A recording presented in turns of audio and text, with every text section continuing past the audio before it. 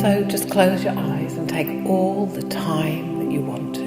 Relax now. And know that your unconscious mind has been trying to give you messages now. And sometimes the way that it gives us messages is through emotions. But rather than learning the lessons, we tend to just sit with them. And it invites other similar emotions. Yet when we begin to ask, what must I learn to make things better?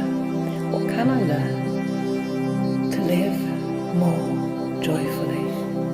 What can I do to work smart, not hard? These thoughts can begin to permeate into your unconscious and connect the dots together so that you can find the answers that allow you to release for good.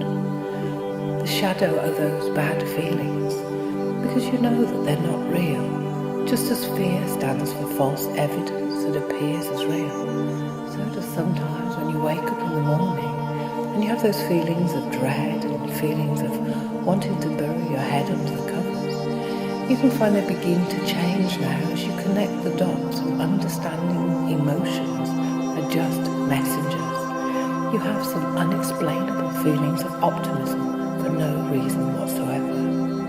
And as you take a deep breath in and hold and just let go, the more you breathe deeply, the more you connect to the life within, the inspiration, the in-spirit within, connecting mind, body and spirit. Because it's been said we're spiritual beings having a human experience. And sometimes we can ask, what is the point of life? And yet, really the answer is to become higher and more joyful, to lead by example, and to realise that sometimes we have a mind, but nobody's given us the owner's manual. Yet it has the tendency, once it goes down one road, to keep down that road, and to recognise as you see the fork in the road and understand there's choices here, that you can pull yourself out of any depths of despair, slowly, quickly, easily, by training your mind to look for solutions, to ask, what must I learn to make life better? What must I learn to make my life the best that it can be? And knowing that we all get enjoyment from contributing and helping another, you can begin to find a way to balance that also enables you to provide for yourself, your family, your future. Because inside your mind now, I want to create for you a team within, so that you don't feel that you're on your own, that you have the guidance from a higher power, whether it's a guardian angel or whatever your faith is. The channel is open to have that guidance. So you start to see clearly now the truth behind those emotions. See, we need to have strong emotions. They would have protected us in the past. We'd heard a twig snap. We'd want to be aware that there's a saber-toothed tiger there and that we need to do something. Either freeze with fear or fight it or run for our life. And we use that emotion, those feelings up, and we get to safety and we get on with our lives. But in modern times we have time to think, and sometimes we go off on one in the wrong way. But just as you've learned to do that, you can learn to change direction by asking, what do I do that I actually enjoy? What did I used to do that I used to enjoy? What am I good at? What would I love to learn to do? And really being kind on yourself. At the moment I'm starting to learn Turkish. Well, I'm not very good at it, but rather than putting pressure, I keep thinking, where will I be a year from now? Where will I be 5 years from now? And knowing that if I keep on chipping away at it, I may not be the best Turkish speaker, but that's not my goal. It's to communicate. You begin to find your goals and your purpose. Because even in the Bible it says people without vision perish. You need to have something to look forward to. And I want to plant the suggestions in mind that when you wake up, you see a bright future ahead of you. The moment you open your eyes and you hear inside your mind this little phrase, zippity-doo-da, zippity-da, da-da-da-da-da-da-da-da.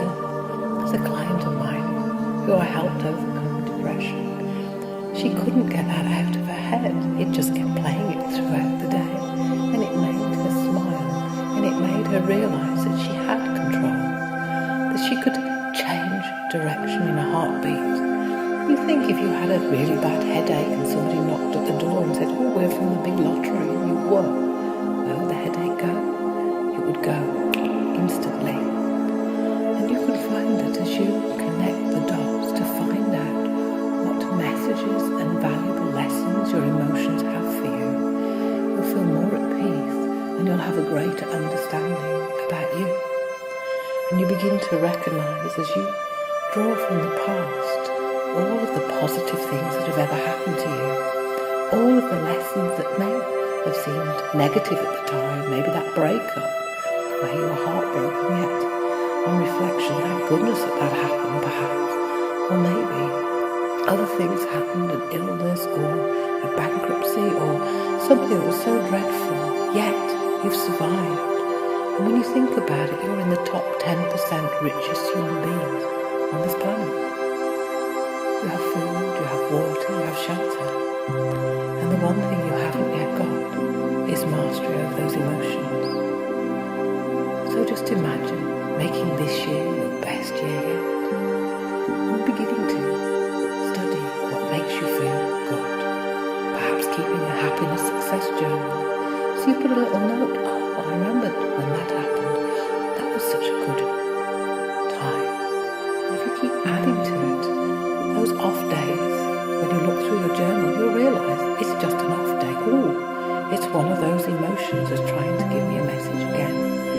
And the more you listen to this, the quicker the dots are connecting into solutions that can help you, so that you can wake up and find your purpose, and maybe find that you draw to you those kind of ways of working in flow, where you open to the flow of the energy of money to provide for you, to take care of your own needs, and know that it can overflow, that you can use it wisely to help others. As you feel now at the deepest, most profound place of your very being, opening up to receiving the guidance from your guardian angel and from your team within. And we could add to that team, we could add anybody that you want. Clients of mine have had people like Leonardo da Vinci, Richard Branson, great sports people, and they've imagined a mind sat next to them on this table and saying, "Hey guys, this is my stuff. Can you help me sort this mess out in my head and give me some tools of what I need to do?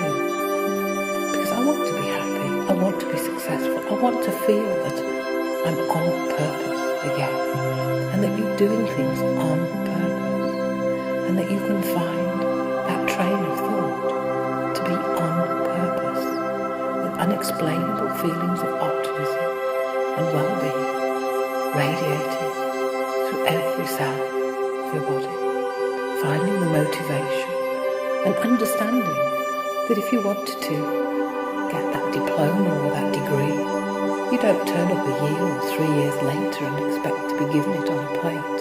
You have to chip away at it and keep on keeping going. And the things that gets measured gets achieved. And even just keeping your happiness journal is saying to your mind, "I want more of this, I want more of this." And you can easily learn how to process those negative thoughts. If you click the link below, you can get lots of free help from my website to help you stay on track.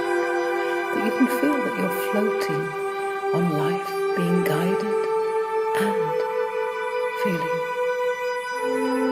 in tune and on purpose. And another client of mine, I told her this little story, and she said that I added to her zippity-doo-dah one. And it was, I wish I were a glowworm, because glowworms never glow. Because how can you be gloomy when the sun shines out your bum?